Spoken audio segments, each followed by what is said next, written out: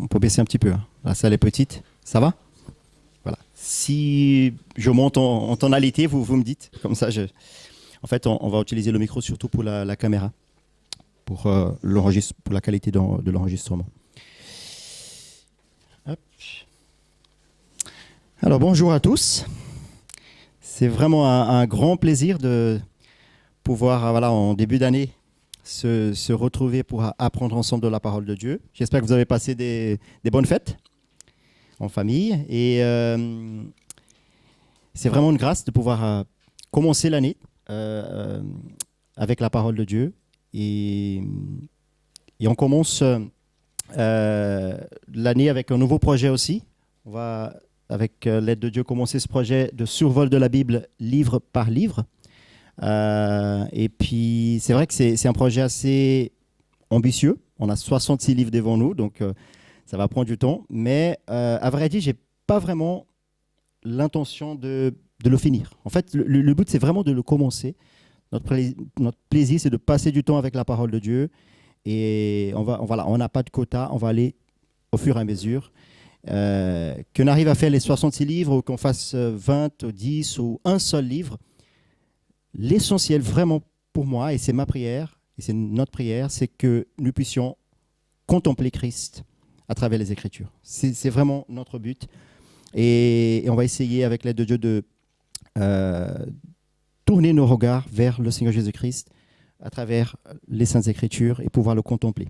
Et ce que je vous propose aujourd'hui, c'est juste l'introduction de notre étude. Donc, je vous propose premièrement, je vais vous faire une petite présentation de notre projet. Quels sont les objectifs de notre projet, le but, quelles sont les raisons pour lesquelles nous sommes ici, pour étudier la parole de Dieu. Et puis aussi, quels sont les éléments qu'on aimerait étudier ensemble de chaque livre de la Bible. Et dans un deuxième temps, je vais essayer de vous faire une présentation, une vision d'ensemble de la Bible, de ses subdivisions, pour qu'on puisse partir sur des bonnes bases. Ça va être important par la suite, quand on va étudier de façon spécifique chaque livre, de pouvoir se situer, de savoir est-ce que voilà, c'est un livre historique, est-ce que c'est un livre poétique ou c'est un livre prophétique. Tout ça, ça peut changer notre façon d'interpréter les Écritures. Donc, c'est vraiment le but. Voilà pour vous? Ça va pour vous? Voilà, donc on va commencer par la prière. Seigneur, nous sommes réjouissants, Père, d'être devant ta présence en début de cette année pour commencer l'année devant ta parole et essayons de concentrer nos regards sur toi, Seigneur. C'est vrai qu'il y a tellement de choses qui essaient d'attirer notre attention, de nous enlever le désir de te connaître, de lire ta parole et de chercher à se rapprocher de toi de plus en plus. Mais nous voulons, Seigneur éternel, te remettre entre tes mains nos cœurs, notre vie, nos pensées à ce moment. Père éternel, aide-nous, Seigneur, parce que nous sommes faibles, mais c'est toi notre force. Et nous savons que nous pouvons compter sur toi pour nous aider dans ce projet, pour nous aider aujourd'hui dans les méditations qu'on va faire, et pour nous aider aussi dans toute cette année, Seigneur éternel, dans toutes les difficultés qu'on va rencontrer. Mais nous savons que le Seigneur est là, le Seigneur est avec nous, et toutes les choses contribuent pour le bien de ceux qui t'aiment. Et merci, Seigneur. Merci de nous avoir donné l'occasion, Seigneur éternel, de te connaître, et c'est une grâce. Oh Dieu éternel, Seigneur Jésus, quand tu étais sur la terre, les disciples t'ont posé une question. C'est quoi faire ta volonté? C'est quoi faire la volonté de Dieu? C'est quoi faire l'œuvre de Dieu? Et certainement, ils attendaient une réponse tournée sur le faire, sur accomplir des rituels religieux, sur faire des bonnes œuvres, sur accomplir la loi. Mais ta réponse était surprenante. Le Seigneur a répondu, l'œuvre de Dieu, c'est connaître celui qui l'a envoyé. C'est te connaître toi, Seigneur. Et c'est ça que nous sommes en train de faire ici. Nous essayons de te connaître de plus en plus pour pouvoir t'aimer et t'honorer comme tu es digne d'être aimé et honoré. Aide-nous, Seigneur éternel, et donne-nous la force, et que seulement ton nom soit glorifié. Au nom de Jésus. Amen. Voilà, alors donc, survol de la Bible, livre par livre. Quel est l'objectif de notre projet, de notre étude pour cette année? Donc, premièrement, pour ceux qui commencent à connaître la Bible, pour ceux qui ne connaissent pas encore, qui ont envie de la connaître, l'objectif, c'est vraiment de permettre une lecture un peu plus à l'aise et profitable des Écritures. Je rencontre souvent des personnes qui ont envie de connaître les Écritures, qui ont même commencé à lire les Écritures, mais des fois, ils ont du mal à avancer, justement parce qu'ils retrouvent des textes complexes, des textes qui ne leur permettent pas de continuer parce que voilà, ils ne comprennent pas ce que ça veut dire. Il manque des éléments pour pouvoir avancer dans la lecture biblique. Donc le but vraiment, pour les personnes qui commencent à connaître les Écritures, c'est de faire cette lecture un peu plus profitable, d'avoir des éléments essentiels pour pouvoir avancer dans la lecture biblique, pour pouvoir ne pas s'arrêter sur ces points qui effectivement sont des fois complexes dans l'interprétation biblique. On a aussi un objectif pour ceux qui ont déjà une bonne connaissance des Écritures, qui connaissent déjà, qui lisent assez régulièrement déjà. Et l'objectif, c'est de permettre de consolider ces connaissances et d'approfondir ces connaissances afin de pouvoir aider des personnes qui ne connaissent pas encore, qui ont envie de connaître. Mais on a aussi un objectif pour tous. Pour ceux qui commencent à connaître la Bible et pour ceux qui la connaissent déjà, l'objectif est le même. C'est apprendre à en tirer ce qui est vraiment essentiel de notre lecture biblique. Et le but pour lequel elle a été révélée par le Saint-Esprit, c'est de nous conformer à l'image de Jésus-Christ. C'est pour notre sanctification. C'est ce que le Seigneur nous a enseigné. La parole de Dieu a ce but, vraiment, de nous conformer à l'image de Dieu. Comme vous savez, nous avons été créés à l'image de Dieu. Dieu nous a créés en perfection morale, sans péché, à son image. Mais et le but de cette création, c'était justement de manifester la gloire de Dieu parmi ce monde, de manifester ses attributs, manifester sa lumière à travers nos actions. Mais l'homme a péché. Le péché a entraîné non seulement l'humanité, mais toute la création dans une séparation de Dieu, dans des conséquences catastrophiques. Tout ce qu'on voit aujourd'hui autour de nous dans le monde, les guerres, la famine, les maladies, les souffrances, tout cela, c'est la conséquence du péché. Et finalement, la mort, parce que le salaire du péché est la mort. Et donc, cette triste réalité que la Bible nous raconte nous amène à une compréhension que notre état, c'est un état vraiment désespérant. Mais Dieu ne nous a pas laissés sans espoir. Et ça, c'est le message central des Écritures, c'est le message de la rédemption. C'est que Dieu, il avait un plan depuis le début. Un plan de nous rendre de nouveau son image, de nous conformer de nouveau à son image, de nous rendre de nouveau parfaits, d'enlever toutes les conséquences que le péché a entraînées. Et donc, il a envoyé son Fils. Il a envoyé son Fils unique. Dieu s'est fait chair et habité parmi nous. Il a vécu une vie parfaite comme aucun de nous pourrait le faire. Il a accompli entièrement la loi de Dieu. Et puis, après, il a pris aussi sur lui tous nos péchés, toutes nos offenses, toutes nos transgressions, toutes nos maladies, toutes nos douleurs, toute la conséquence que le péché entraîne. Il a pris sur lui, sur la croix. Et donc la condamnation qui nous était due a été versée sur lui. La colère de Dieu a été versée sur lui, sur la croix, pour que nous puissions être pardonnés, justifiés par Dieu. Et donc, il a payé le prix, il est mort sur la croix, mais il est ressuscité au 3e jour. De nous prouve aussi que Dieu a accepté son sacrifice.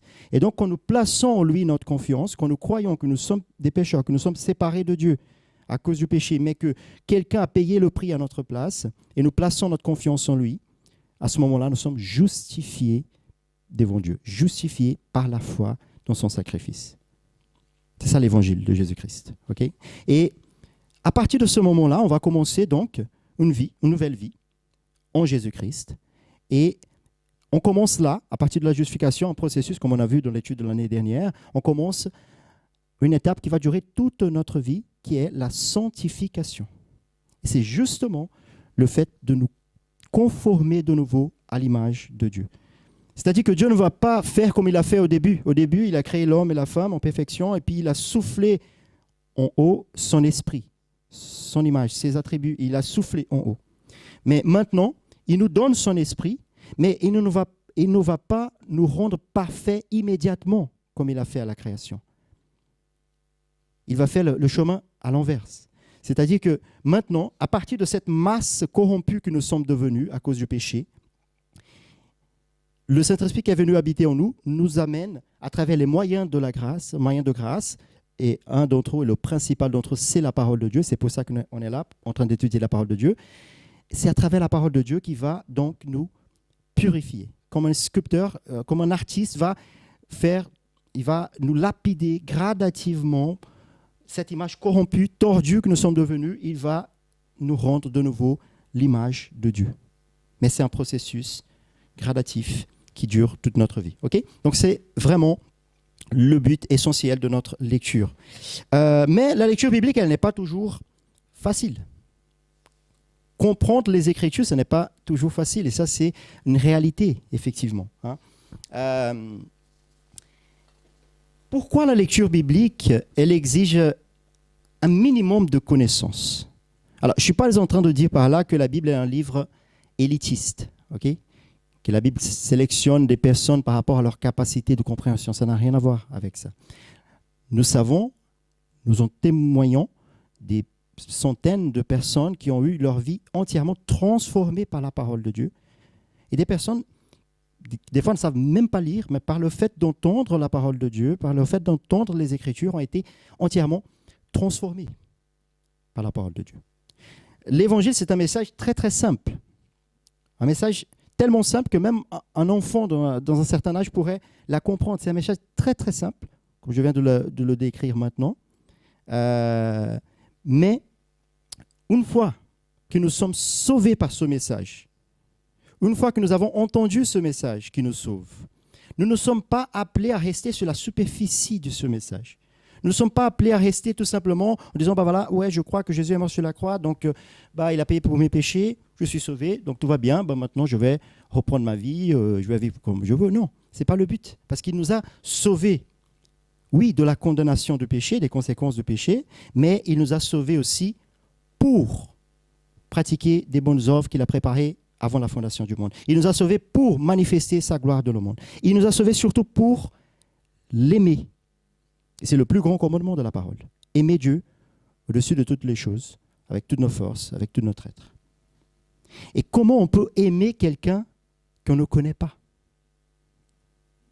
Quand on connaît une personne, pour ceux qui sont mariés ici ou pour ceux qui ont des fréquentations, vous savez bien que vous connaissez une personne, ça peut arriver que les gens appellent les coups de foudre. Tu regardes, waouh, ouais, c'est la personne que j'ai rêvé, mais de toute façon, si ça reste là, si on ne côtoie pas la personne, si on ne discute pas avec elle, si on ne la connaît pas, on ne va jamais l'aimer. On ne va jamais créer une relation proche, on ne va jamais grandir en communion. Pourquoi? Parce qu'il faut connaître. Pour aimer, il faut connaître. Donc c'est vraiment le but de la parole de Dieu, c'est que effectivement l'évangile c'est un message simple. Nous sommes appelés par ce message, mais une fois que nous sommes appelés par ce message, nous sommes appelés à aller au-delà et connaître Dieu pour l'aimer comme il nous ordonne de l'aimer. Et pour le connaître, il faut aller dans la source de la révélation de Dieu. Dieu s'est révélé à nous. On ne peut pas le connaître à travers notre imagination en disant je pense que Dieu est comme ça ou peut-être. Non. Il s'est révélé à nous. Si je rencontre une personne et je discute avec elle et puis après je pars, je pourrais faire des images de cette personne en disant je pense qu'elle est comme ça, ça me semble que par rapport à son comportement, etc. Mais rien ne remplace le fait que la personne, elle est ce qu'elle est. Je dois la connaître, je dois discuter avec elle et je dois vraiment voir ce qu'elle dit d'elle-même et de la connaître. Donc Dieu s'est révélé à nous. On n'a pas besoin d'essayer d'imaginer qui il est parce qu'il s'est révélé à nous. Okay? Donc il faut le connaître à travers la parole. Mais la parole, elle n'est pas comme un manuel d'instruction de Ikea, avec étape 1, 2, 3. C'est pas vraiment. C'est un livre qui raconte une grande histoire. Et dans cette grande histoire, il y a plusieurs aspects, effectivement, qui peuvent difficulter l'interprétation. Et cette histoire, c'est vraiment, le cœur de cette histoire, c'est la révélation de Dieu pour nous. Mais il faut avoir quelques connaissances concernant les aspects de cette histoire, notamment en raison des aspects qui la caractérisent. Adrien nous a présenté l'année dernière la fiabilité de la Bible. Et pour ceux qui s'intéressent, on a l'audio enregistré, on peut vous envoyer. Et il nous a présenté vraiment en détail cela. Mais de façon résumée, la Bible, c'est un livre qui a été écrit dans une période de plus de 1500 ans d'histoire, en 3 langues distinctes, en hébreu, en araméen et en grec, en 3 continents différents, en Afrique, en Europe et en Asie, pour plus de 40 auteurs différents qui appartenaient à des classes sociales différentes, exerçant des professions différentes, des expériences de vie différentes, etc. Donc, c'est vraiment... La Bible elle avait tous les éléments pour être un livre complètement incompréhensible, pour être un livre il n'y avait aucun sens dans sa lecture. Je ne sais pas si vous avez déjà essayé de lire des livres anciens, si vous avez déjà essayé de lire les philosophes, par exemple, de la Grèce antique, si vous avez déjà essayé de lire Platon, Socrate, bon, peut-être c'est moi qui suis un peu limité, mais je ne comprends rien. Je ne comprends absolument rien. Je ne sais pas si vous avez déjà essayé, essayez-le, si ce n'est pas le cas. On ne comprend rien. Pour comprendre ces hommes-là, et c'était une personne qui a écrit dans une époque spécifique, sur un sujet spécifique. Mais pour les comprendre, il faut connaître profondément la personne qui a écrit. Il faut connaître avec qui elle a appris, quelle école de pensée elle faisait partie à l'époque. Il faut comprendre le contexte, il faut comprendre beaucoup de choses. Et quand même, quand on lit, on voit des choses qu'on dit, ils étaient complètement à côté de la plaque par rapport à ce qu'on connaît aujourd'hui, parce que la science a évolué, on a appris d'autres choses. Donc, mais quand on regarde la Bible, quand on regarde la diversité de ses écrits, quand on regarde tous ces éléments rassemblés, et quand on lit la Bible, on voit la cohérence interne des textes. Il y a un théologien qui dit que la Bible elle est plus actuelle que le journal de demain. Et c'est vrai que la Bible elle a plein de prophéties qui se sont déjà accomplies, qui sont en train d'accomplir encore. Donc, quand on voit la cohérence de ce livre, on voit vraiment qu'il y a un auteur, un seul auteur derrière. On a une pensée plus grande derrière, et nous le croyons que c'est Dieu, c'est le Saint-Esprit de Dieu qui a inspiré des personnes au long de l'histoire pour écrire les Écritures, mais il y a un seul auteur. Mais il faut quand même prendre en considération tous ces aspects, parce que cela va jouer, parce que le Saint-Esprit n'a pas annulé les auteurs qu'il a inspirés. Il a inspiré, mais il a utilisé de ces personnes. Il a utilisé de l'apôtre Paul, de sa connaissance, de sa sagesse pour pouvoir écrire les épîtres. Ils nous ont bénéficié encore aujourd'hui. Dieu a utilisé de ces personnes, il les a inspirées de façon parfaite, mais il n'a pas annulé les aspects culturels, les aspects sociaux et le contexte de l'époque. Okay? Donc ça, c'est vraiment important et c'est la première raison par laquelle nous devons avoir un minimum de connaissance de quelques éléments pour ne pas rater le but et faire des fausses interprétations. La deuxième raison pour laquelle la lecture biblique exige un minimum de connaissances, c'est que la Bible n'est pas un livre mystique, mais elle est un livre qui travaille à travers le renouvellement de notre intelligence. Qu'est-ce que cela veut dire? Alors, je ne suis pas en train de dire que la Bible n'est pas un livre surnaturel. Bien sûr que la Bible est un livre surnaturel. Le pouvoir de Dieu est là. L'apôtre Paul le dit, l'évangile, la parole de Dieu, est le pouvoir de Dieu pour le salut de tous ceux qui croient en lui. Nous en témoignons dans notre propre vie du pouvoir de Dieu à travers sa parole, de nous transformer. Okay? Mais cela est différent d'être mystique. Le mysticisme, c'est quelque chose qui a régné très longtemps sur la Terre, notamment au Moyen-Âge. Et il y avait, par exemple, des livres de magie, des livres mystiques où les personnes ils prenaient ces livres, et il y était des phrases déconnectées, il n'y avait aucun sens, mais ils les lisaient, ils les répétaient, et ils croyaient que ces livres avaient un pouvoir mystique de réaliser des choses, de réaliser des miracles, etc. Okay? Bien évidemment, ces choses, on regarde comme des choses du passé, mais il ne faut pas le croire que le mysticisme, il est arrêté au Moyen-Âge. Il s'est perpétué. Aujourd'hui, on peut le voir dans d'autres formes, notamment en Amérique du Sud, en Afrique, par des rituels de magie qui sont réalisés. Mais pire, on voit cela au milieu de notre société, autour de nous. Quand on discute avec les gens, je vais vous donner un exemple un peu bête, mais je pense que vous avez déjà entendu les gens qui disent « Ah ouais, mais on va toucher du bois pour que ça n'arrive pas. » Ce sont des superstitions, des choses qui semblent anodines, des choses anodines, hein, des choses simples, mais qui démontrent en fait cette pensée derrière du mystique, de quelque chose qui a un pouvoir, mais ce pouvoir en fait, il est déclenché par des rituels, par des répétitions de phrases ou par des gestes comme celui-là. Okay? Et malheureusement, ce mysticisme, il est rentré même dans beaucoup d'églises dans l'actualité, beaucoup d'églises contemporaines. Quand on regarde beaucoup de gens qui prennent la Bible, ils l'ont transformée dans un livre mystique. Elles prennent des phrases de la Bible déconnectées sans comprendre le contexte et puis ils répètent cela en disant, voilà, cette phrase en soi a quelque chose, et puis, mais il n'y a pas la compréhension derrière. On les utilise un peu comme les biscuits chinois. On les ouvre, voilà, et puis on lit aléatoirement, on dit, voilà, ça va m'apporter de la chance, etc. Donc, ce n'est pas du tout ce que les Écritures nous enseignent. Okay? L'Esprit de Dieu, il se communique avec nous à travers notre esprit, à travers notre pensée.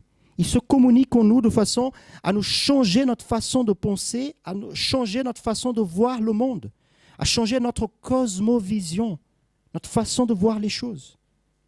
Okay? Donc, quand je suis aveuglé par le péché, j'ai un regard sur les choses autour de moi.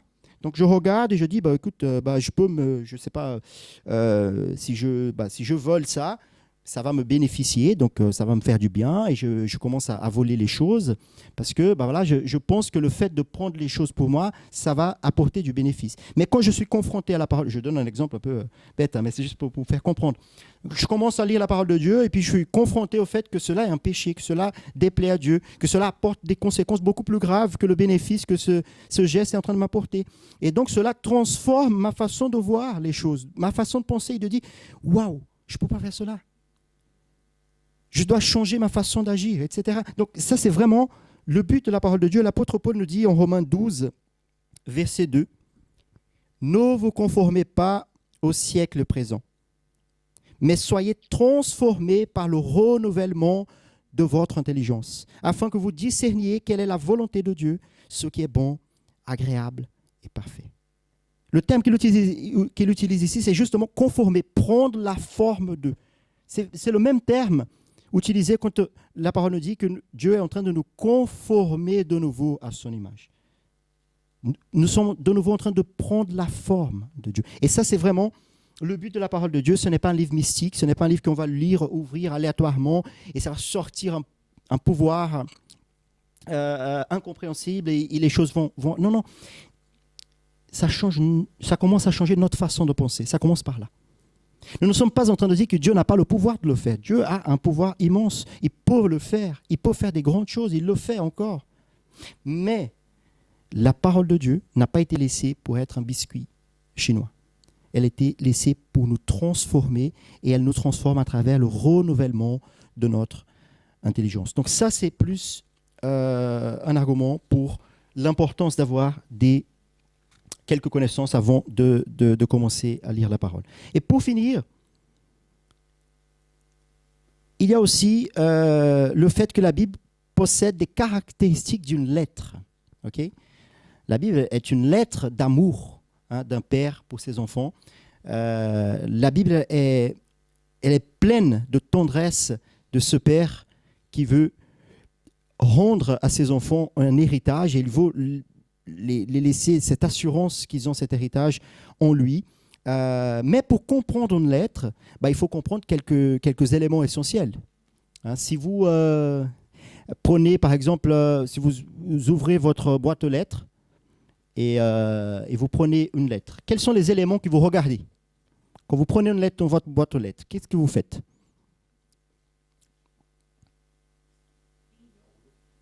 Voilà, bon, on regarde déjà qui nous a envoyé cela, l'auteur quelque part. Donc voilà, on recherche un logo, on voit un petit peu voilà, d'où ça vient. Si c'est l'assurance maladie, on dit ah mince, ça doit être une fracture. Voilà, donc on regarde ça, on regarde un peu qui nous a envoyé cela, c'est important. Quel est l'autre élément qu'on regarde aussi? Quand on prend une lettre, dans la boîte aux lettres, on regarde quelques éléments avant d'ouvrir la lettre, j'espère. Hein. Vous ouvrez pas comme ça. Hein. Déjà, quel est le destinataire? C'est vraiment moi. Imaginons que je prends une lettre, je l'ouvre sans regarder cela, et puis je lis le texte comme ça. Puis là, ah bah, félicitations, vous venez de gagner 1 million de francs suisses. Ah, c'est magnifique. Je commence à fêter, je dis à mon épouse, voilà, on va boire un champagne, là, on vient de gagner et tout ça. Et puis je la donne la lettre, elle dit, bah, attends, c'est pas pour nous la lettre là. C'était au voisin, c'est le facteur qui a mis de la mauvaise boîte aux lettres. Si le destinataire n'est pas bon, bah, bien évidemment, peu importe ce qui contient là, le texte, on peut se tromper. Ça, peut-être c'est pas pour nous cela. Donc c'est important de savoir qui a écrit, c'est important de savoir pour qui ça a été écrit. Puis c'est important aussi de savoir le sujet, quel est l'objet. Quand on ouvre la lettre, la première chose qu'on regarde, c'est quel est l'objet, quel est le sujet de cette lettre. Donc ce sont des éléments qui nous permettent d'identifier, et on fait cela intuitivement, hein, sans y penser, on prend la lettre, on regarde. Mais des fois, on ne fait pas pareil avec la Bible. Et pourtant, la Bible, elle a des caractéristiques d'une lettre. Okay? Il y a des éléments qui sont importants. Imaginons que la Bible est une lettre d'amour. Alors, imaginons que vous recevez une lettre de la personne qui vous aimait le plus dans le monde. Okay? Alors, je sais que bientôt, je vais devoir changer cet exemple parce que les lettres, ça devient des choses du passé. On va bientôt parler de WhatsApp ou de quelque chose d'autre. Mais je crois que vous tous ici, vous connaissez encore des lettres. Hein. C'est bon? Il y a quelqu'un qui ne connaît pas des lettres là? Non? Voilà. Donc, si vous prenez une lettre d'une personne qui vous aimait le plus de le monde, et vous recevez cette lettre, cette personne, elle est loin, et vous prenez cette lettre. Qu'est-ce que vous faites d'habitude? Vous prenez cette lettre, je dis, ouais, chouette, mais j'ai pas le temps là maintenant, je vais la poser ici, puis je vais voir si j'ai le temps demain. Puis 3 jours après, vous prenez la lettre, vous ouvrez, vous lisez le 3e paragraphe, et vous mettez de côté. Puis 3 semaines après, vous lisez le dernier paragraphe. C'est comme ça que vous faites? Quand vous aimez? Non. Non, quand on aime, quand on reçoit cette lettre de cette personne qu'on aime, on arrête tout. C'est notre priorité. On se met dans un coin où personne ne va nous déranger. On ouvre cette lettre et on commence à la lire du haut vers le bas et on commence à chercher. Parce qu'on ne veut pas tout simplement avoir une connaissance intellectuelle par rapport à cette lettre. On veut voir la personne qu'on aime derrière cette lettre. On veut entendre sa voix. On veut sentir son parfum.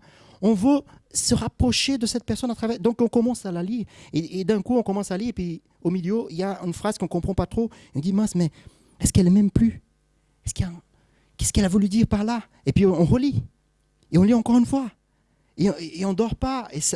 Et puis on demande à quelqu'un qu'on connaît, qu'on a confiance, on dit, écoute, tu peux m'aider là? Parce que je n'arrive pas trop à comprendre cela. Qu'est-ce que cela veut dire?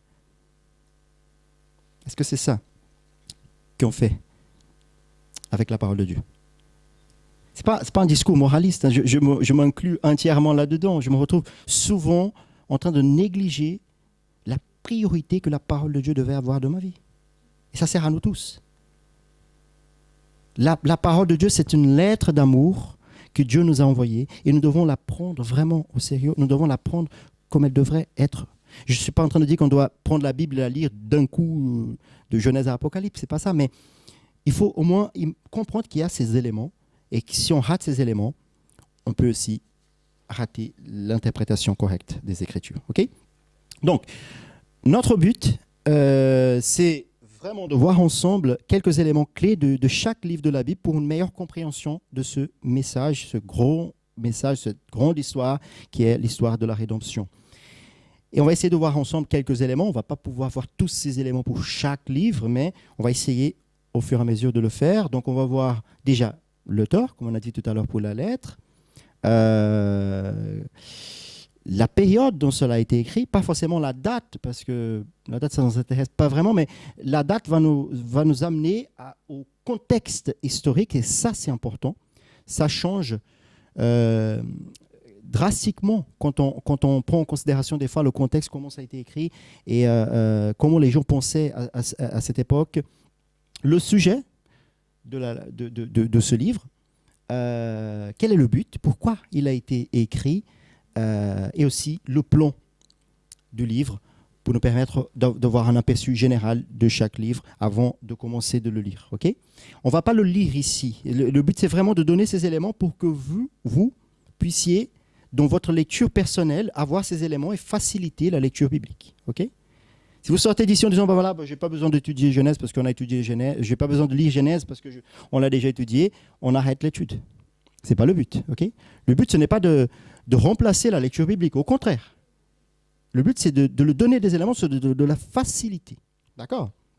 Oui. C'est bon? Okay.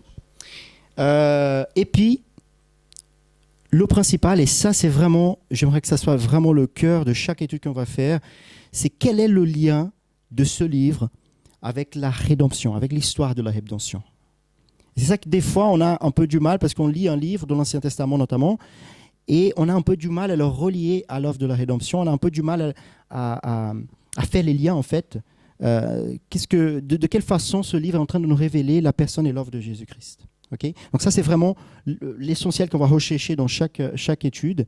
Qu'est-ce que ce livre nous parle concernant la personne de Dieu? Quelle est la révélation de la personne de Dieu, de ses attributs, de ses projets, de ses desseins éternels que ce livre est en train de nous apporter? Quelle est la révélation concernant l'homme? Son état, soit avant, soit après le péché. Quel est le but pour lequel l'homme a été créé? La dépravation de l'homme à cause du péché, les conséquences du péché pour l'humanité et pour toute la création. Le besoin que l'homme a d'un sauveur. Tout cela, on va essayer de trouver dans le livre. Et principalement, c'est un peu, je ne sais pas si vous voyez là, Christ, il est au milieu. J'aurais dû mettre en noir. Pour être un peu plus, mais je vais changer après. Vraiment, de quelle façon ce livre nous mène à Christ? Le seul et unique médiateur entre Dieu et les hommes, l'auteur et le consommateur de notre foi, le centre du message des Écritures, du message du salut. De quelle façon ce livre nous mène à Jésus-Christ? Spurgeon disait, toutes les rues, ainsi comme toutes les rues du Royaume-Uni mènent à Londres, tous les versets de la Bible nous mènent à Jésus-Christ, direct ou indirectement. Toutes les lectures bibliques qui ne sont pas centrées sur la recherche de la personne et de l'œuvre de Jésus-Christ, elles ratent le but. Et elles, des fois, s'écartent très très loin du but. Je ne suis pas en train de dire qu'on va retrouver sur chaque verset de la Bible forcément une préfiguration de Jésus-Christ comme on va voir dans l'Ancien Testament, mais Jésus lui-même a dit que toute la Bible, toute l'Écriture donne témoignage de lui. Donc vraiment, la Bible nous mène à lui, soit directement à sa personne, à son œuvre, soit à des aspects de l'œuvre de rédemption qui sont importants pour comprendre l'œuvre de Jésus-Christ. Donc c'est vraiment l'aperçu général qu'on va essayer de voir sur chaque livre. Ça va jusqu'ici? Alors, c'est un peu lourd, je sais, c'est un peu dense, mais voilà, c'est l'introduction. J'aimerais vraiment qu'on prenne du temps là pour pouvoir partir sur des bonnes bases. Est-ce que vous voulez boire de l'eau? Vous voulez souffler un petit peu? Ça va? Bon, moi, je vais boire un peu. Alors, et là, maintenant, on va essayer d'avoir un aperçu général de la Bible. De faire vraiment un survol maintenant, mais pas livre par livre, mais un survol de la Bible comme un tout, de ses subdivisions de façon générale. Okay? Donc, premièrement, la Bible, c'est un mot grec qui vient du grec biblion, qui signifie les livres, ou un rassemblement de livres. Et c'est de là, par exemple, qui vient le mot bibliothèque, donc rassemblement de livres. Donc, la Bible, elle est une vraie bibliothèque de plusieurs livres, plus précisément 66 livres, sachant qu'ici, bien évidemment, on va considérer le canon protestant de la Bible, mais il faut le savoir, il y a aussi le canon catholique qui considère 7 livres de plus dans l'Ancien Testament. Ils ont 73 livres. Donc, si vous lisez une Bible une version du canon catholique ou de la Bible écuménique, par exemple, vous allez vous déparer avec des livres qu'on ne va pas étudier ici. C'est parce que nous prenons le canon protestant avec 66 livres. OK? Donc, et là, encore un aperçu. Bon, l'image, elle n'est pas très claire, mais voilà, ça donne un peu une idée de tous les livres que la Bible comporte. Donc, vous imaginez la complexité, c'est pour ça un peu. Il y a plusieurs livres de plusieurs styles littéraires, etc. Donc, c'est vraiment important de comprendre un petit peu ces éléments. OK? Alors, donc, si ça passe, ça serait chouette. Voilà. Donc, la Bible, elle a plusieurs subdivisions. Je vais utiliser ici la plus simple possible pour faciliter un petit peu. OK? Donc, premièrement, elle pourrait être divisée en deux grandes sections, deux grandes parties que vous connaissez bien. C'est l'Ancien Testament et le Nouveau Testament. OK? Donc, 39 livres se retrouvent dans l'Ancien Testament. Et l'Ancien Testament, c'est la Bible juive. OK? C'est la Bible des Juifs parce que eux, ils n'ont pas... La majorité d'entre eux n'ont pas accepté Jésus-Christ comme le Messie, donc ils ne croient pas dans le Nouveau Testament. Okay? Donc on a reçu l'Ancien Testament déjà au complet, et puis après, le Nouveau Testament a été bien évidemment ajouté après la venue de Jésus-Christ et les apôtres. Donc, testament, le mot testament signifie alliance ou un acte d'héritage ou témoignage. En résumé, ça signifie le témoignage de l'alliance de Dieu avec les hommes pour les rendre ses héritiers. Okay? Donc là déjà, par rapport au mot utilisé, testament, on voit un peu le contraste entre ce que ça veut dire l'alliance de Dieu et la religion. Il faut vraiment que ça soit clair de notre tête. La religion, qui vient du mot grec, du latin, pardon, heligade, signifie la tentative de l'homme de se relier à Dieu à travers les rituels religieux, à travers des œuvres.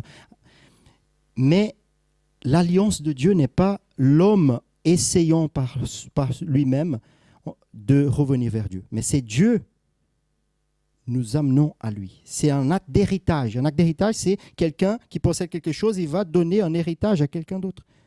Okay? Donc c'est vraiment Dieu qui nous a choisis, Dieu qui a œuvré pour que nous puissions sortir de cet état de condamnation et venir à être ses enfants pour adoption en Jésus-Christ. Okay? Donc là, on a déjà ces deux grandes sections de la Bible, l'Ancien et le Nouveau Testament. Alors, là, on a une image des rouleaux. Hein. Des fois, ils sont retrouvés dans des, voilà, un peu... pas entièrement parce qu'ils sont détériorés, etc. Mais il y a des milliers et des milliers de rouleaux qui sont encore, des fois, récemment, ont été retrouvés dans la mer morte, des rouleaux qui, de façon complète, quand elles sont comparées, elles sont tout à fait véridiques, tout à fait fiables par rapport au texte original. OK ? Alors, donc, quelles sont déjà les subdivisions de l'Ancien Testament? Là, maintenant, on va se concentrer sur la première partie de notre bibliothèque, OK? L'Ancien Testament. Donc, l'Ancien Testament, selon les Juifs, pourrait être divisé en trois parties, en trois grandes sections. OK? Vous allez voir, on va bifurquer un petit peu. On commence la Bible, se divise en deux, Ancien et Nouveau Testament. Puis après, l'Ancien Testament... Il se divise en plusieurs parties. Donc, on va voir vraiment, si on pourrait mettre dans un seul slide, on allait voir un peu un schéma de hiérarchie, OK? Voilà. Comment? Voilà, comme un A. Merci beaucoup. Ouais, c'est le mot que je cherchais, mais voilà, ça n'allait jamais venir. Merci, Erwan. Donc, là, l'Ancien Testament, selon la tradition juive, et le Nouveau Testament le confirme, pourrait être divisé en trois parties. La loi, les écrits et les prophètes. On voit souvent dans les passages du Nouveau Testament qui confirment cela. Voilà, commençons par Moïse, hein, qui considère les premiers livres de la Bible, et passons par les prophètes. Jésus a parlé ce que dans l'Écriture est écrit concernant lui. Il y a plusieurs passages dans l'Écriture qui nous confirment cette façon de diviser la Bible par les Juifs. Okay? Il y a d'autres façons de diviser qui sont un peu plus complexes, mais je pense que celle-là, elle est un peu plus didactique, un peu plus claire. D'accord?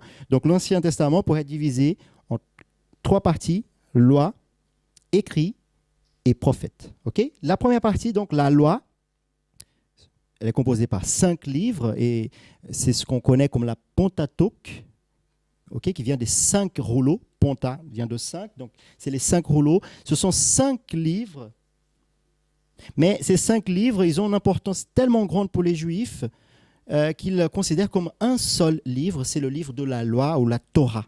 Okay. Donc, la jonction de ces 5 livres, elles vont former une seule narrative continue et complète dès la création du monde jusqu'à la mort de Moïse. Okay. Et même si les Juifs l'appelaient le livre de la loi, elles n'ont pas que de la loi. Il y a beaucoup de choses là-dedans. Hein. Mais la loi, elle est le climax de l'histoire du peuple d'Israël. C'est ce qui les donne de l'identité comme peuple. D'accord. Donc là, de façon vraiment très, très résumée, hein, le livre de la Genèse, donc, c'est la révélation de la création. Dieu a créé toutes choses. Il nous a créé à nous aussi, l'homme et la femme, à son image et à son ressemblance, en perfection morale, mais nous avons péché. Le péché, donc, comme je dit tout à l'heure, nous a éloignés de Dieu, nous a entraînés dans un état de condamnation. Et déjà dans le livre de la Genèse, en Genèse 3,15, Dieu va donner une sentence. Dieu va faire un jugement et il va déterminer que quelque chose va se passer. Vous vous rappelez du texte de Genèse 3,15 ? Je ne l'ai pas affiché ici. Mais Genèse 3,15, c'est le passage où Dieu va dire je vais mettre de l'inimitié entre le serpent, ou la semence du serpent, et la descendance de la femme. Okay.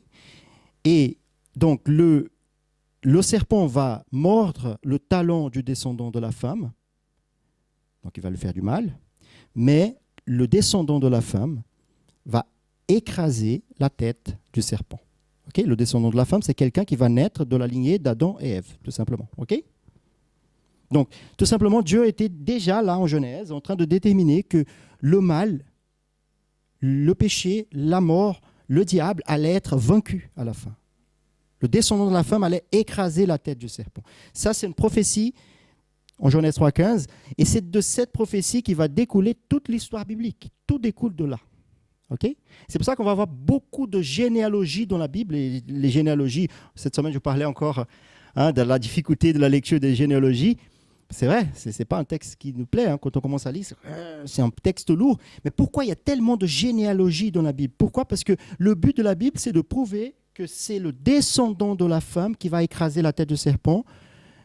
Il est venu, Jésus-Christ. Donc, c'est pour ça qu'il y a plusieurs généalogies dans la Bible. Donc, c'est de là, de Genèse 3,15, qui va découler toute l'histoire biblique. Mais ça ne va pas se passer tout de suite. Le descendant de la femme ne va pas écraser la tête du serpent tout de suite. Il y a beaucoup de choses qui vont se passer.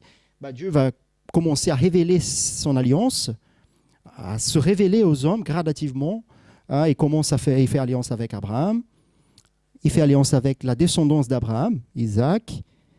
Isaac, après, aura des enfants. Donc Dieu va faire l'alliance avec l'enfant d'Isaac, Jacob, que Dieu va changer son nom en Israël. C'est vraiment résumé. Ce n'est pas pour retenir. Hein. Vous n'avez pas besoin de retenir. On va voir ça en détail, d'accord ? Mais c'est vraiment pour avoir l'aperçu général de l'histoire de la rédemption, ok ? Donc, Jacob, Dieu va changer son nom en Israël. Il va avoir des enfants. Et ces enfants, à lui, vont former les 12 tribus d'Israël, ou le peuple d'Israël. D'accord ? Et donc, ce peuple, pour des raisons qu'on va voir dans le livre de la Genèse, va être mené en Égypte. Et vont rester là et après vont être mis en esclavage pendant 400 ans. Et Dieu va les libérer. Et ça, c'est la transition du livre de la Genèse vers le livre d'Exode. Dieu va envoyer un libérateur pour libérer son peuple de l'esclavage d'Égypte. D'accord ? On va voir ça un peu plus en détail, mais rien n'est au hasard. Les histoires bibliques ne sont pas aléatoires. Tout cela avait comme but de nous présenter de façon symbolique, dans l'épître aux Hébreux, c'est écrit que c'était des ombres, des ombres d'une réalité à venir. Pourquoi ? Toutes ces choses-là pointaient vers le Messie, pointaient vers Christ. Okay ? Donc là déjà, un libérateur qui vient libérer le peuple de l'esclavage. Là-bas, c'était l'esclavage physique, mais nous étions dans l'esclavage du péché. Donc, le peuple d'Israël va être libéré, à travers l'intermédiation de Moïse. Et Dieu ne les a pas libérés tout simplement pour être libres de l'esclavage et vivre comme ils voulaient. Non, mais Dieu les a libérés pour les amener à la terre promise, un endroit où Dieu allait les donner pour qu'ils puissent être un peuple saint et de bonnes œuvres, un peuple qui allait manifester la gloire de Dieu parmi les autres nations de la terre. D'accord? Un peuple béni par Dieu. Et donc, Dieu va les donner la loi. En Exode, on voit que Dieu les donne la loi, et la loi, c'était la manifestation de la perfection morale de Dieu. Dieu se révèle à son peuple, il révèle ses attributs. Et à travers la révélation qu'il donne à son peuple, il est en train aussi de se révéler aux autres peuples de la terre. Il se révèle aussi aux Égyptiens à travers les fléaux, etc. Là, on a après un livre, on pourrait le considérer comme un livre annexe, presque. C'est vraiment un livre de la loi qui va détailler les rituels de la loi. Pourquoi? Parce que Dieu, quand il s'est révélé là, il a révélé sa loi, et le peuple, il a découvert un des attributs les plus proéminents, les plus majestueux de la personne de Dieu. Dieu est saint. Dieu est saint. Il est séparé de tout et de tous. Et il n'a pas de communion avec le péché, avec l'injustice. Il n'a jamais commis un seul acte d'injustice. Il est saint.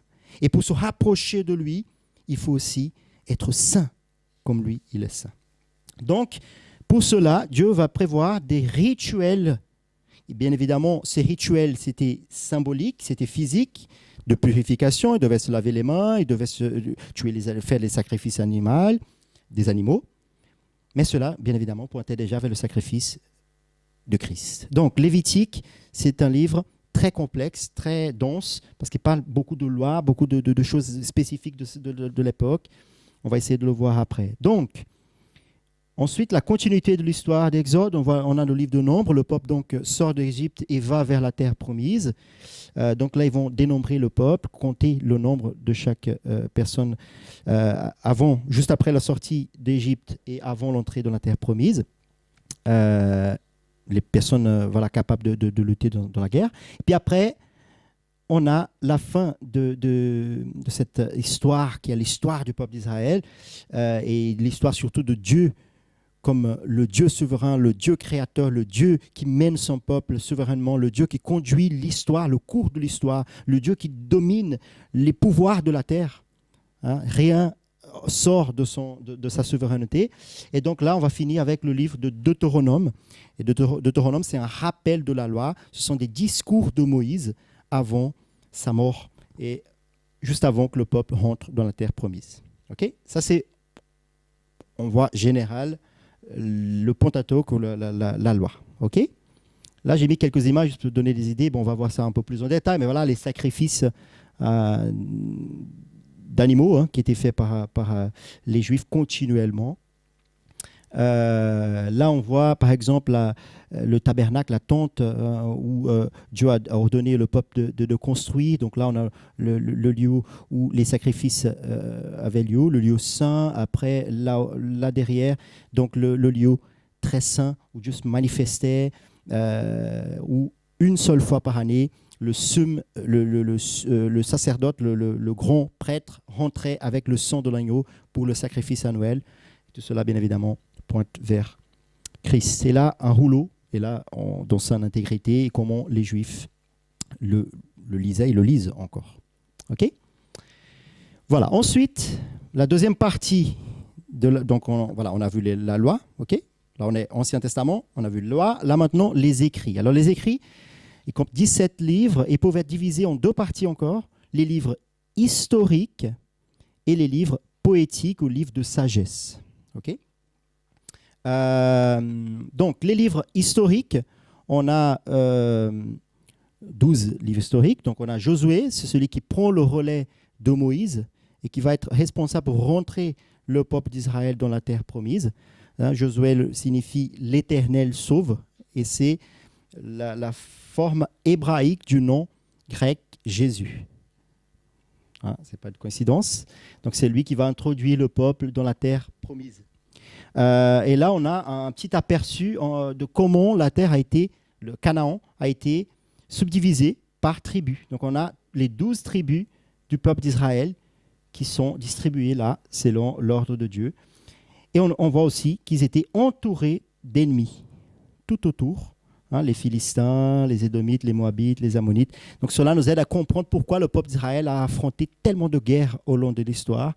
Et ça nous aide à comprendre même le scénario actuel. Bien évidemment, il y a voilà, tout un autre contexte géographique et politique aujourd'hui, mais ça vient de loin, cette divergence entre Israël et les autres pays. Et là, on a un peu les 12 tribus d'Israël. Donc ce peuple va être amené dans la terre promise par Josué, et ils rentrent dans la terre promise, mais malheureusement, ils ne vont pas obéir la loi de Dieu. Ils continuent à avoir un cœur dur, un cœur obstiné, contraire à la volonté de Dieu. Et donc Dieu, le jugement de Dieu va venir sur eux. Les ennemis vont commencer à envahir, à les vaincre. Et donc, ils n'avaient pas de roi à ce moment-là. Donc Dieu va permettre que des juges se lèvent. Et ces juges, c'est la période des juges. Ils avaient par mission non seulement juger des situations internes du pays, mais aussi les protéger des ennemis externes. Okay? Donc, c'est vraiment, on est au cœur de l'histoire du peuple d'Israël après la rentrée en Canaan. On a un petit livre qui vient au milieu, mais pas moins important que les autres. C'est le livre de Ruth, raconte l'histoire d'une femme qui n'était pas juive. Et ce livre, il est très, très important pour l'histoire de la rédemption. Pourquoi ? Parce que c'était déjà une petite étincelle du fait que Dieu allait sauver des païens, des étrangers, des personnes qui n'étaient pas partie du peuple d'Israël. Pourquoi ? Parce qu'elle n'était pas considérée comme juive, mais après, elle sera considérée, elle sera incluse, comme d'autres femmes aussi ont été considérées, et elle apparaît dans la généalogie de Jésus, dans l'évangile de Matthieu. Donc c'est vraiment une histoire qui est très intéressante et importante dans l'histoire biblique. Après, on a les 2 livres de Samuel, 1er et 2e Samuel. Si je vais trop vite, vous me dites. Hein. Ça va ? Ça va pour vous ? Donc, on a les 2 livres de Samuel. Et là, c'est vraiment la fin de la période des juges. Samuel peut être considéré des fois comme un prophète, mais on pourrait aussi le considérer comme le dernier juge. Pourquoi ? Parce que c'est lui qui va faire un peu la transition entre la période des juges et la période des rois. D'accord ? Donc, le 1er Samuel va raconter un petit peu le fait que le peuple va demander à Dieu un roi. Et ce n'était pas la volonté de Dieu pour le peuple. Pourquoi ? Parce que Dieu était son roi. Dieu veillait sur eux. Il fallait juste faire confiance, mais ils ne faisaient pas confiance, ils voulaient se conformer au monde, ils voulaient être comme les autres nations de la terre, ils voulaient un roi. Et donc, Dieu va permettre qu'il puisse avoir un roi. Le premier roi, c'est Saül, mais il n'a pas obéi Dieu. Et donc, Dieu va enlever son royaume et va donner son royaume à un autre, et il s'appelait David. Et c'est un personnage très connu des Écritures. Donc, le 2e livre de Samuel va se concentrer sur la personne et le royaume de David. OK ?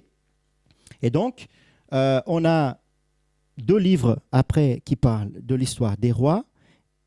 Et on a 2 livres de chroniques qui parlent aussi de l'histoire des rois. La différence, c'est que surtout que les 2 premiers livres, les premiers et 2e rois, vont parler de l'histoire des rois qui viennent de la lignée de David, mais sur un regard humain. Va se centrer vraiment sur la généalogie, mais concentré sur c'est un regard humain, tandis que les 2 livres de chroniques, c'est un regard plutôt de Dieu. C'est comme Dieu voit, et c'est pour ça que le livre des chroniques, il ne va pas parler de tous les rois, mais il va parler surtout de la famille de David. Pourquoi ? Parce que c'est de là qui viendra le Messie. Et on va voir vraiment cette bifurcation, on va voir des généalogies immenses, et tout d'un coup, ils prennent un an de cette généalogie, ils se concentrent sur cette personne. Et c'est de cette personne qui vient en nouvelle généalogie. Pourquoi ? Parce que c'est vraiment le but de amener jusqu'à Christ. Et donc, ce peuple qui était un seul peuple, gouverné par un seul roi, qui était David, après il a passé le royaume à son fils Salomon, après ce royaume, il était divisé. Il y a eu une guerre interne, ok ? Et ce royaume était divisé. Pourquoi c'est important de savoir cela ? C'est parce qu'en fait, tous les livres des prophètes, presque tous les livres des prophètes, vont se passer justement à cause de cela. Et c'était le jugement de Dieu sur le peuple à cause de leur désobéissance, de ne pas rester unis comme un seul peuple, mais de se bagarrer entre eux. Okay ? Donc les prophètes, ils vont annoncer soit au royaume du Nord, Israël, qui était formé par 10 tribus d'Israël, soit au royaume du Sud, Juda, qui était formé par 2 tribus, les prophètes vont donc avoir un ministère très important dans cette période pour annoncer au peuple le jugement de Dieu à cause de leur désobéissance et les amener à la repentance. D'accord ? Ça, c'est pour ça que j'ai mis ça ici. C'est important de comprendre parce que cela va donner du sens quand on va voir dans les livres des prophètes le royaume du nord, le royaume du sud. Des fois, c'est un peu flou. C'est parce qu'en fait, le royaume d'Israël était divisé en deux. Okay, et là, c'est les fils de David. Donc, celui qui va prendre le royaume du nord et celui qui va prendre le royaume du sud. Mais Dieu est resté sur la famille qui est restée sur le royaume du sud. Le temple était là sur Jérusalem. L'adoration était là. Et pas une question territoriale, bien évidemment, mais c'est parce que Dieu avait déterminé que c'était de cette lignée que le Messie allait venir. Et puis, donc, ces royaumes vont être envahis, la colère de Dieu va venir sur eux à travers les autres nations, ils vont être menés en exil, en captivité par le royaume de la Babylone, par le royaume perse. Et là, on a les 3 derniers livres des historiques qui viennent juste après l'exil. Donc, c'est les livres post-exil. D'accord ? Donc, l'exil, c'est le fait que les gens ont été enlevés, okay ? Le peuple l'Israël a été envahi, et ces royaumes ont pris ces personnes comme prisonniers et ont mené vers leur royaume. D'accord ? À déportation, merci, c'est le terme correct. Donc, ils ont été déportés. Donc, quelques personnes sont restées quand même, mais après, ils étaient mélangés avec d'autres peuples pour fragiliser leur unité. Et donc, ces livres-là vont se passer dans cette, si je ne me trompe pas, Esdras, 120 ans, je crois, après l'exil. Néhémie, je crois que c'est 60 ans. Je ne me rappelle pas vraiment les dates, mais c'est vraiment après. Donc, c'est le retour de quelques Juifs à Jérusalem, premièrement, pour construire de nouveau le temple qui était détruit en Esdras. Après Néhémie, pour reconstruire le mur de la ville de Jérusalem. Donc, c'était vraiment ce retour vers Israël pour reconstruire non seulement la ville, mais reconstruire cette unité de peuple et d'adoration à Dieu et revenir au centre d'où ils devraient être depuis le début. Ils ont perdu de cap.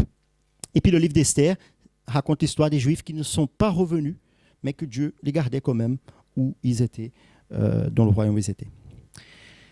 Ça, c'est les livres historiques. Ensuite, on a les livres poétiques, les livres de sagesse. Ce sont des livres assez complexe à comprendre parce qu'il utilise un langage poétique. Donc, ce n'est pas toujours évident parce que ce n'est pas toujours littéral. Des fois, vraiment, il faut faire abstraction, il faut comprendre le contexte, etc. Donc, on a par exemple le livre de Job. C'est le livre le plus ancien de la Bible. Okay, il ne vient pas en premier, mais il est là dans les livres des poétiques ou sagesse. On a les psaumes, c'était les livres de cantiques. On a les proverbes, l'Ecclésiaste. C'était des livres vraiment retenus pour la sagesse que Dieu donnait à son peuple. Donc, ils observaient les choses qui se passaient autour d'eux et ils écrivaient cela notamment pour enseigner les plus jeunes à marcher selon la voie de Dieu et sa parole. Et les cantiques, c'est un livre de poésie. On va les voir plus en détail. Après, à la fin donc de l'Ancien Testament, on a les 16 derniers livres, c'est les prophètes. Okay, et les prophètes, comme j'ai dit tout à l'heure, ils ont un rôle important. Pourquoi ? Parce qu'ils sont responsables pour mener la parole de Dieu sur le peuple à cause de leur désobéissance, d'amener le peuple de nouveau vers Dieu, vers la repentance. Et ça, c'est vraiment le message central des livres des prophètes, c'est la repentance. Et ça va être vraiment une grande clé pour comprendre l'Évangile, parce que c'est le cœur du message de l'Évangile, c'est la repentance, c'est revenir vers Dieu et abandonner le péché. Okay ? Donc, les prophètes, on peut les diviser encore en 2 parties, les prophètes majeurs et les prophètes mineurs. Alors, ce n'est pas majeur ou mineur parce qu'ils sont plus importants que les autres, okay ?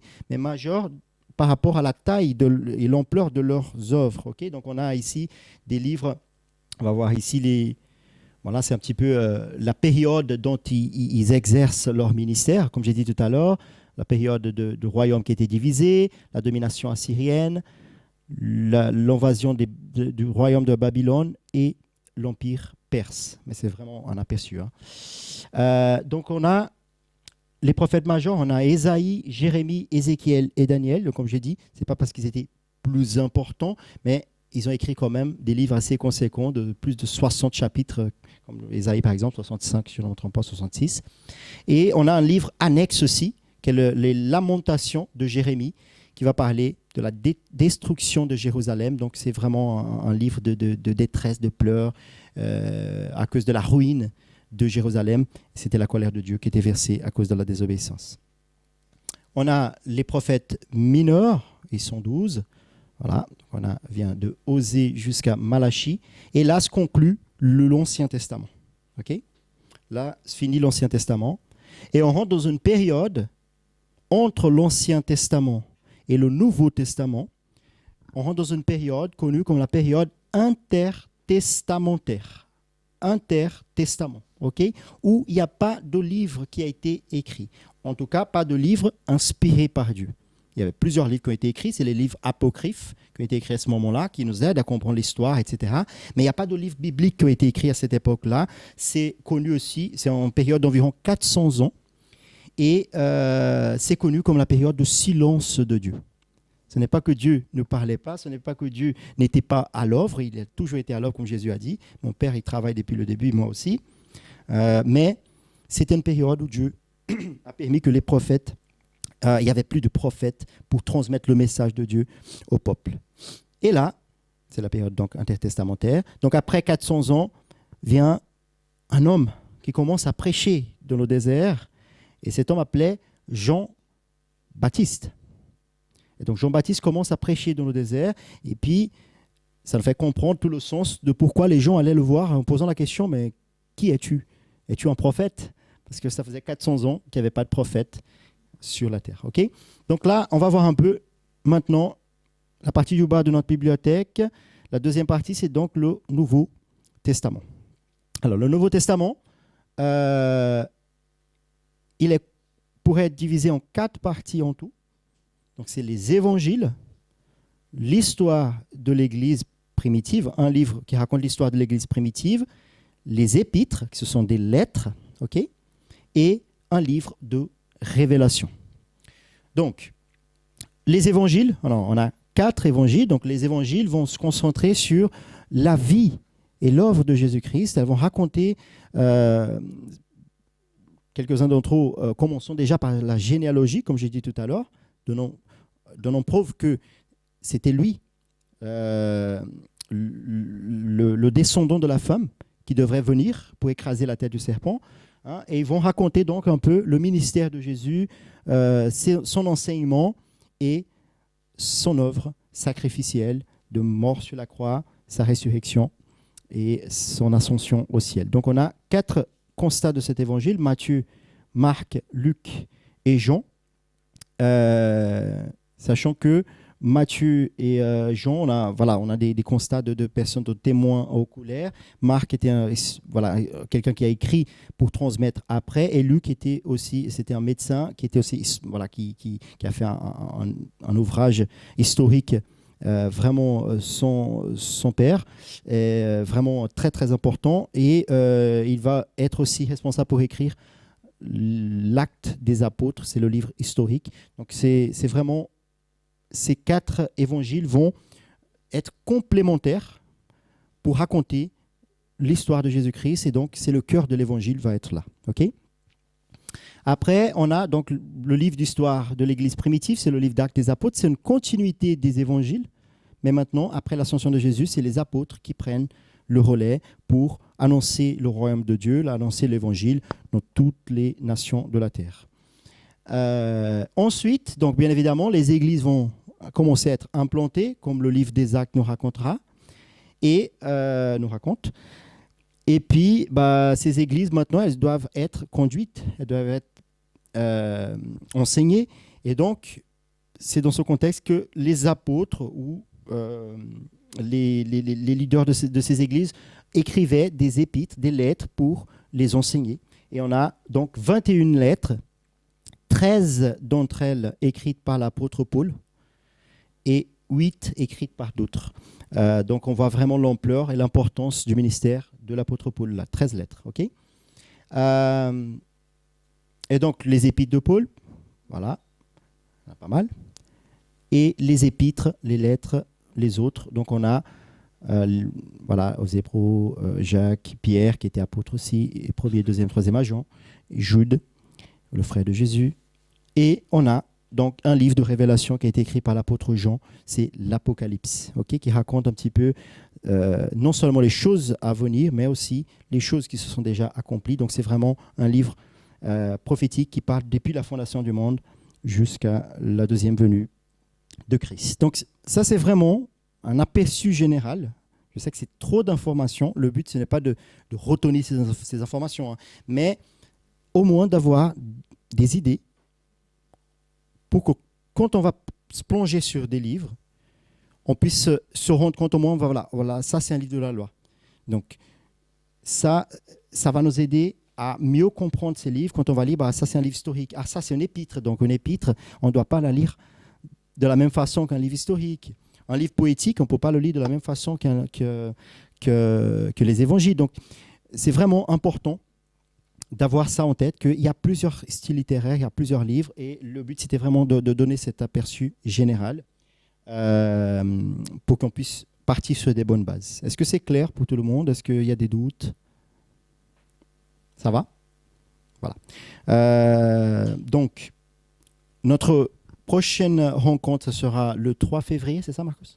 Samedi 3 février. Et là, à ce moment, on va commencer à étudier les livres. Donc, ça sera le livre de la Genèse, premier livre qu'on va essayer de commencer.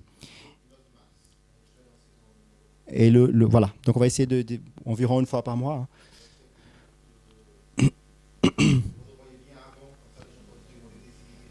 Voilà. Tout à fait. Donc, c'est vraiment... le but, c'est ça, c'est de voir ces éléments ensemble. Et surtout, à la fin, donc après avoir ces éléments, de faire un petit survol sur le livre, se concentrer sur la personne et l'œuvre de Jésus-Christ. Se concentrer vraiment sur le lien de ce livre avec la rédemption. De quelle façon ce livre nous mène à Jésus-Christ, nous mène à la croix, nous mène au message de l'Évangile. Et notre prière, c'est vraiment que cela puisse transformer notre lecture biblique, nous aider, nous donner des outils, nous stimuler à prendre la Bible au sérieux comme elle devait être prise, hein, comme une lettre d'amour que le Père nous a laissée, et la mettre vraiment en priorité. J'aimerais vraiment qu'on puisse faire un moment de prière maintenant pour que Dieu puisse nous aider, nous conduire dans cette année, pour que la Bible puisse être vraiment une réalité dans la vie de chacun de nous pour cette année. Donc on va prier ceux qui veulent prier.